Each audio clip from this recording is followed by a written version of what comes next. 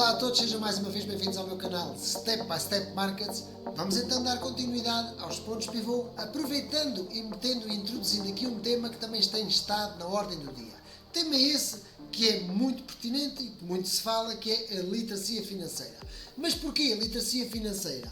Porque há algumas questões que fazem parte de dúvidas sobre literacia financeira, algumas dúvidas que residem por parte de novos investidores, pessoas que começam neste maravilhoso, ainda que complexo mundo, é qual é o período a que eu te devo propor?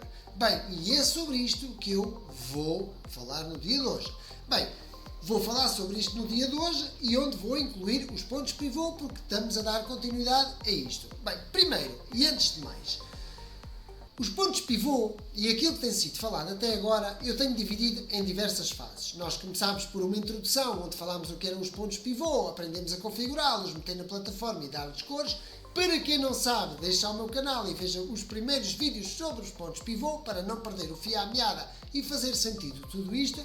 A segunda fase eu mostrei a verdadeira utilidade dos pontos pivô em termos teóricos, ok? Em termos teóricos, ou seja, aquilo que eu fiz foi explanar como aplicar, como tirar proveito da utilização dos pontos pivô, comparei-os com outros indicadores, uns faziam sentido, outros nem por isso. E a terceira fase, vamos dizer assim, houve ali uma fase que foi um agradecimento aos 3.000 subscritores, onde eu abri a caixa de Pandora, ou seja, ensinei um pouco sobre como programar e parametrizar os pontos pivô ao sabor de cada um. Quer isto dizer, há quem não goste deles para um dia e queira olhar para eles para 2 dias, ou há quem queira configurar um gráfico de 5 minutos e depois utilizar numa mecânica de períodos de apenas 1 minuto. Confuso, aquilo que eu estou a dizer é confuso, não está familiarizado, então tem que regressar aos vídeos anteriores, nos pontos pivô, e apanhar o fio à meada para que tudo faça sentido. Porque tudo tem um passo a seguir, tudo tem passo a seguir. Daí que o mercado diz step by step markets, portanto, passo a passo nos mercados. Muito bem, espero que entretanto tenham já colocado o like, já tenham reencaminhado o vídeo e vamos passar agora à seguinte fase. Qual é esta fase? Bem, esta fase que eu vou agora passar e que será os próximos vídeos, será uma fase onde eu irei abordar o período primeiro temporal, mas onde irei pôr a análise prática na componente teórica. Faço-me entender? Portanto, aquilo que eu vou fazer é uma análise já prática com base naquilo que eu explanei, da forma como funciona teoricamente e aplicado aos gráficos do momento, ok? Essa será a fase seguinte. No meio dessa fase, antes dela começar, eu vou fazer uma introdução aos períodos temporais. Porquê? E isso deriva de quê? Deriva do que eu já falei, da literacia financeira. Vamos lá. Vou ler aqui uma questão que me foi colocada. E uma questão que me foi colocada, vou aproveitar o vídeo para a fazer, para a ler, diz assim: analisar os pontos e os movimentos do preço, fazendo uso dos pontos pivô. Eu, para isso, preciso de saber qual é o período de tempo que devo usar. Bem, eu tenho que fazer uma pergunta: e qual é o período de tempo a que tu te propões? Temos que nos interiorizar, meter a mão na consciência e perguntar: qual é o período a que eu me proponho? A que período eu me proponho? Qual é aquilo a que eu estou disposto? Esta resposta tem várias respostas. Se não souberem qual é o período a que eu me proponho, eu hoje tenho que vos ajudar colocando e ajudando a pensar, desafiando o pensamento. Muito bem. A minha pergunta é: quem és tu? Ou seja, é uma pergunta. Quem és tu? A que período te propões? Qual é o período a que te propões estar privado do uso do teu capital para fins de consumo, para ir à pastelaria, para comprares um novo telemóvel, para ir de férias? Qual é o período que precisas do capital para esses fins, para destinares esse capital aos mercados financeiros? E quando souberes essa resposta, sabes a primeira parte, que é mais importante, que é: por quanto tempo estás disposto a sacrificar o teu capital? Portanto, a prescindir do capital. Porque o juro, a definição técnica do juro, é que é o prémio a pagar ou a receber pela privação ou usufruto do capital. Ou seja, eu vou-me explicar. O juro é o prémio a receber pela privação do capital quando o dinheiro é colocado a prazo. Ou seja, o banco dá-te um prémio por estares privado de usar esse dinheiro e esse prémio é um juro. Mas Luís, tu também disseste que o juro é o prémio a pagar ou o preço a pagar pela utilização do capital. Exato, quando não tens dinheiro e pedes dinheiro emprestado, o juro é o preço que tu pagas por utilizar essa verba. Faço-me entender? Faz tudo sentido? Claro. Nos mercados de investimento não é diferente, era o que eu ia dizer. Não é diferente, mas há uma diferença. Não é diferente na medida em que nos mercados financeiros nós vamos procurar obter retorno, rentabilidade.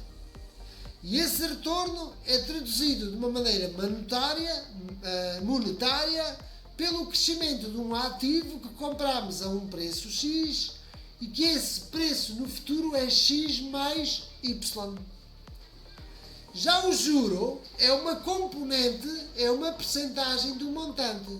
Primeiro, qual é a diferença entre um investimento num depósito a prazo, aplicar uma poupança a prazo no banco e um investimento nos mercados financeiros? A diferença é tão simplesmente que um investimento, seja ele no depósito a prazo, seja ele obrigações, seja nesse tipo de investimentos, eles oferecem-nos uma rentabilidade ou retorno fixo.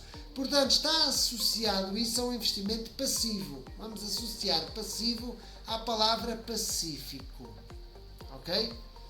Já o retorno nos investimentos, nos mercados financeiros, é um investimento mais ativo, embora se possa, digamos assim, optar por ter uma predisposição passiva, eu já explico, mas é um investimento mais ativo porque tem oscilações diárias e intradiárias, portanto, positivas e negativas. O investimento passivo, por exemplo, em retornos em obrigações e em taxas de juros, é positivo, é aquele montante pré-estabelecido, paga-nos ao fim daquele determinado período de tempo pré-estipulado e é aquilo. Também tem riscos, mas riscos diferentes. Nos investimentos financeiros, o mercado anda para cima e para baixo e o retorno pode ser positivo ou pode ser negativo. Também há riscos diferentes. Qual é o risco de um e qual é o risco do outro? O risco do mercado dos investimentos financeiros da Bolsa é que as oscilações podem ser negativas. O risco do investimento passivo ou das obrigações ou de um depósito a prazo é que o montante por qual somos remunerados é inferior e pode ser inferior àquilo que é a subida da nossa cesta de bens, dos preços. Eu dou um exemplo teórico. Nós compramos o pão, gastamos por mês 80 euros em pão, lá para casa. E metemos o dinheiro a prazo. Esses 80 euros ficam a prazo.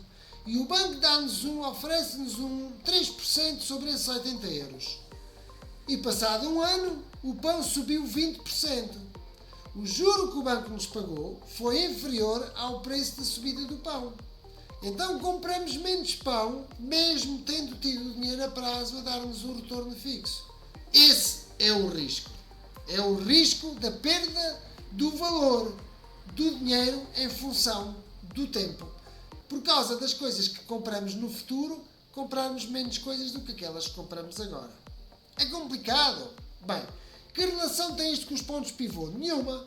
Mas eu, para poder explicar qual é o período temporal a que um se propõe, eu tenho que mostrar e tenho que dar estes exemplos para que as pessoas percebam e tenham uma noção do que é e a que corresponde a privação do capital. É muito importante. Posto isto, vamos passar então à fase seguinte. Para percebermos qual é o período a que nos propomos, recomendo que vão abaixo ao meu canal e nos primeiros vídeos vocês têm aproximadamente nos 3 primeiros, 4 primeiros, 5 primeiros, há ali um vídeo que diz: o passado está nos gráficos, o futuro nas tuas decisões. Vejam esse vídeo. Esse vídeo é o primeiro passo para compreenderem o que é o longo prazo, o médio prazo e o curto prazo e como nos gráficos nós olhamos com perspectiva e como identificamos o que é longo prazo, médio prazo e curto prazo. Depois disso, vai-vos fazer sentido olhar para os gráficos que eu vou mostrar e o que eu vou explicar depois nos próximos vídeos. Compreendido isso, vamos ao próximo vídeo, e o próximo vídeo é o vídeo onde eu vou fazer o primeiro exemplo prático sobre aquilo que antes falei teoricamente. O vídeo que eu abordei teoricamente é um vídeo que se chama sobre os pontos pivô, interpretar os pontos pivô. Procurem um vídeo que diz interpretar os pontos pivô, e é sobre esse vídeo que eu irei dar já o primeiro exemplo prático no vídeo da próxima semana. Ok? Porquê esse vídeo? Então, se antes vão ver aquilo que eu falei, o passado está nos gráficos, o futuro está nas decisões, e com isso vão perceber o que é longo, médio e curto prazo, e com isso eu estou a responder à pergunta ao que é o médio, o longo e o curto prazo, este vídeo seguinte, que diz interpretar os pontos pivô, vai-vos mostrar que para usarem a ferramenta pontos pivô para analisar um gráfico, que é mais uma das ferramentas que existe para analisar o gráfico em termos de período temporais para tomarem decisões de análise, esse vídeo vai-vos mostrar que existe o Position Trader, que é o trader que é Buy and Hold, e vocês vão perceber se se sentem identificados com essa mecânica ou não. Vai falar também naquele que é o trader de médio prazo, vai falar no Swing Trading, que é aquele que está entre o médio e o curto prazo, vai falar no de curto prazo e vai falar no Day Trader, que é aquele que está todos os dias a olhar para o mercado, e inclusive no Scalper, que é aquele que está sempre com o dedo nervosinho e que devia sondar os dedos ao meter fita cola para não fazer disparates. Posto isto, analisado isto, nós temos agora a fase em que vamos passar para a prática e para a explanação teórica. Então, mais uma vez, vamos agora aqui passar ao gráfico, vamos pegar aqui no exemplo e temos aqui o Standard Push, e o Standard Push diz-nos que o mercado tem estado essencialmente ascendente no muito longo prazo. Então, é preocupante esta queda, é insignificante para aquilo que a história já nos ofereceu. Período do Covid, período da guerra. Mas aquilo que nós queremos aqui trazer é os pontos pivô. Vamos escrever aqui pivot points, pontos pivô. Vamos lhes dar aqui principal destaque. Vamos tirar esta linha e vamos perceber que o preço tem andado por cima dos pontos pivô desde 2009 aqui a esta parte. No período de Covid perdeu esse momento, voltou a estar por cima dele, perdeu no período da guerra, ok? E voltou a estar por cima dele e está bem acima do mesmo. Portanto, mas uma coisa que eu expliquei nesse gráfico e esse vídeo que diz interpretar os pontos pivô é que um gráfico como este, que é um gráfico mensal, estas linhas são formadas com média, com base na média do movimento do gráfico anual. E é isso que eu quero que percebam. Assim como o gráfico semanal, que eu volto a repetir, já estas médias são retiradas do gráfico mensal, ok? O gráfico diário, estas médias são retiradas dos movimentos do gráfico semanal e, por exemplo, um gráfico de 4 horas, um gráfico horário, estas médias são retiradas do comportamento do último gráfico diário.